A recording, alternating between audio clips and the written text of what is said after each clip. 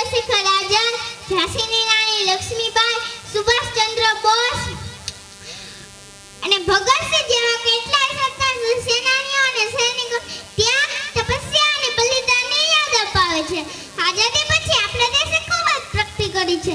વિજ્ઞાન,